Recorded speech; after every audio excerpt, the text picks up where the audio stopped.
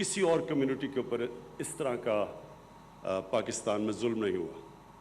اور میں کئی دفعہ گیا بھی، جب وہاں بڑے بڑے سانیہ ہوئے میں ان کے ساتھ گیا بھی، میں نے ان کا خوف بھی دیکھا ہوا ہے. تو جب یہ ابھی انسیڈنٹ ہوا مچھ کے اندر، یہ جو ہمارے کوئلے کی کانوں کے اوپر مزدور کام کر رہے تھے اور 11,000 کمیونٹی کے مزدوروں کو بڑی بے دردی سے قتل کیا گیا، تو میں اس کے اوپر پہلے تو ایک چیز آپ کو بتا دوں کہ یہ ایک اس سازش کا حصہ ہے جو کہ میں پچھلی مارچ سے پہلے میں نے اپنی کیبنٹ کو بتایا تھا. میں نے پھر پبلک سٹیٹمنٹس دیے ہیں اس کے اوپر کہ ہندوستان پوری طرح پاکستان کے اندر انتشار پھیلانے کی کوشش کر رہا ہے، اور ایک جگہ ہے سیکٹیرین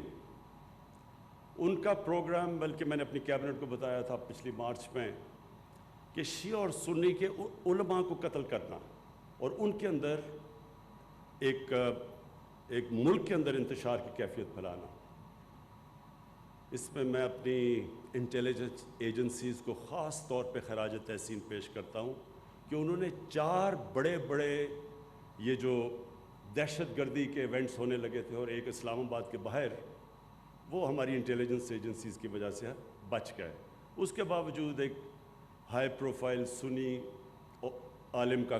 قتل کیا گیا کراچی میں، اور بڑی مشکلوں سے ہم نے ایک آگ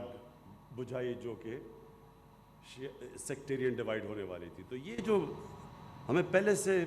آئیڈیا تو تھا کہ یہ جو ہوا ہے مچھ کے اندر، اور جب یہ ہوا تو میں نے سیدھا اپنے انٹیریئر منسٹر کو بھیجا کوئٹہ، اور انہوں نے بڑی انٹریکشن کیا. پھر میں نے اپنے 2 فیڈرل منسٹرز کو بھیجا اور ان کو ہزارہ کمیونٹی کو یہ بتانے کے لیے کہ یہ گورنمنٹ پوری طرح ان کے ساتھ کھڑی ہے، کیونکہ ہمیں پتہ ہے، مجھے خاص طور پہ پتہ ہے کہ ان کے اوپر کس طرح کے پیچھے ظلم ہوئے ہیں. اور میں نے ان کو ایشورٹی دی کہ ہم ان کی ہر قسم کی جو بیچارے لوائقین ہیں، اب ان کے گھروں میں جو کمانے والے تھے وہ مار دیے انہوں نے، تو میں نے ان کو ایشورٹی دی کہ ہم ان کو پوری طرح کمپنسیٹ بھی کریں گے، ان کا ہم پوری طرح دھیان بھی رکھیں گے. تو کل تک سب ڈیمانڈز مان چکے ہیں، جو بھی ڈیمانڈز انہوں نے کی ہم سب مان چکے ہیں. ان کی ایک یہ ڈیمانڈ ہے کہ جی پرائم منسٹر آئے تو پھر ہم لاشوں کو دفنائیں گے. میں نے ان کو میسج پہنچائی ہے کہ دیکھیں، جب سب ڈیمانڈز بھی آپ کی مان لی ہیں تو یہ ڈیمانڈ کرنا کہ ہم دفنائیں گے نہیں جب تک پرائم منسٹر آئے نہ، یہ کسی بھی ملک کے پرائم منسٹر کو اس طرح کی بلیک میل نہیں کرتے، کیونکہ یہ ایک ملک کا جو پرائم منسٹر تھا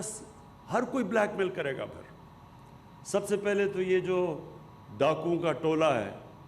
کہ جی ہمارے سارے کرپشن کے کیسز معاف کرو نہیں تو ہم گورنمنٹ گرا دیں گے، یہ بھی تو ایک بلیک میل چل رہی ہے 2.5 سال سے.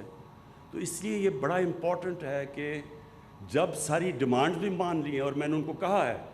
کہ جیسے ہی آپ ان کو دفنائیں گے میں کوئٹہ آؤں گا اور لوائقین کے ساتھ ملوں گا. اور میں پھر آج یہ اب اس پلیٹ فارم سے کہہ رہا ہوں کہ اگر آج اب ان کو دفناتے ہیں میں آج کوئٹہ جاتا ہوں اور لوائقین کو ملتا ہوں. تو یہ کلیئر ہو جانا چاہیے کہ ساری آپ کی ڈیمانڈ بھی مان لی ہیں، لیکن یہ نہیں کر سکتے کہ آپ ایک کنڈیشن لگا دیں جس کی کوئی سمجھ نہیں ہے کہ جناب جب آپ پرائم منسٹر آئے گا تو ہم دفنائیں گے. تو پہلے آپ ان کو دفنائیں، اور آج آپ دفناتے ہیں تو میں آج آپ کو گارنٹی کرتا ہوں کہ آج ہی میں کوئٹہ پہنچتا ہوں. اب عامر ہاشمی، یہ آپ کے اوپر بہت بڑی ذمہ داری ہے، اور ہماری جو آئی ٹی منسٹری ہے، امین آپ کو بھی میرے خیال میں یہ ہمیں جس طرح کہا گیا بہت پہلے یہ سٹیپ لینا چاہیے تھا، کیونکہ ساری دنیا یہ جو انقلاب آ رہا ہے یہ آئی ٹی کے اندر انقلاب آ رہا ہے، اور بڑی تیزی سے یہ بڑھ رہا آگے. اور یہ جو ابھی بھی ہم نے دیکھا کہ کووڈ کے دوران جن کمپنیز نے گین کیا وہ ساری آئی ٹی کمپنیز تھیں. سو اس لیے ہم پیچھے رہ گئے ہیں، اور ہمیں یہ بہت پہلے اس طرح کے انسینٹیوز دینے چاہیے تھے اپنے آئی ٹی سیکٹر کو، جو کہ ان اسپیشل ٹیکنالوجی زونز میں دیے جا رہے ہیں۔ کوشش یہ ہے کہ ہم جو بھی پہلے رکاوٹیں تھیں ہمارے آئی ٹی سیکٹر کے سامنے، این ڈی یو کے اندر ایک پورا سیمینار کیا گیا، وہ ساری رکاوٹیں بتائیں، جو اسٹیک ہولڈرز تھے انہوں نے آ کے بتایا کہ ہمیں کس کس کے پرابلمز آ رہے ہیں، ایف بی آر سے کیا پرابلم ہے، اسٹیٹ بینک آف پاکستان سے کیا پرابلم ہے، ہم کس طرح کی فیسلٹیز انسینٹیوز چاہتے ہیں۔ تو یہ جو ٹیکنالوجی زون کا مقصد یہ ہے کہ ہم اپنے آئی ٹی سیکٹر کو ہر قسم کی انسینٹیوز دیں، تاکہ ہمارا آئی ٹی سیکٹر جس کو بہت پہلے آگے جانا چاہیے تھا، تاکہ وہ خود بھی آگے جائے، اپنے نوجوانوں کو، جو ہمارا ایک جس طرح کا young population second youngest population ہے دنیا میں، اس کے لیے روزگار بھی ملے، اور پھر ملک کے لیے جو سب سے امپورٹنٹ چیز ہمارے لیے کہ ہم ایکسپورٹ کریں، ہماری آئی ٹی کی ایکسپورٹس اتنی ہوں کہ ہمارے ملک کا فارن ایکسچینج ریزروز بڑھے، جو کہ اس وقت جب بھی پاکستان کے پرابلمز پچھلے 30 سال سے آتے ہیں کہ ہمارے پاس کرنٹ اکاؤنٹ ہمارا ڈیفیسٹ ہو جاتا ہے، ریزروز کم ہو جاتے ہیں، روپے پہ پریشر پڑ جاتا ہے، آئی ایم ایف کے پاس جانا پڑتا ہے۔ تو اس میں یہ آئی ٹی سیکٹر بہت بڑا رول پلے کر سکتا ہے۔ ہم اپنی آئی ٹی کی ایکسپورٹس اتنی کر سکتے ہیں کہ ہم بوسٹ کر سکتے ہیں اس ملک کی فارن ایکسچینج کو، اپنی کرنسی کو سیکیور کر سکتے ہیں، اور ویسے بھی جو سب سے امپورٹنٹ چیز کہ ایک ینگ پاپولیشن کے اندر جو سب سے بڑا مسئلہ ہوتا ہے روزگار دینے کا، تو یہ سیکٹر وہ روزگار پرووائڈ کر سکتا ہے اپنے یوتھ کو۔ تو یہ جو آج سٹیپ ہے، میں اپنے آئی ٹی سیکٹر پاکستان کے اندر بھی امید رکھتا ہوں کہ ان کے لیے یہ ایک ایسا موقع ملے گا کہ وہ بوسٹ کر سکیں آئی ٹی سیکٹر کو اور ملک کی ایکسپورٹس کو، اور دوسرے باہر سے بھی ہمارے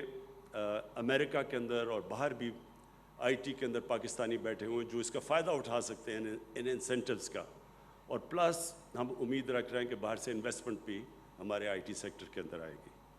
تو میں پھر سے عامر ہاشمی آپ کو یہ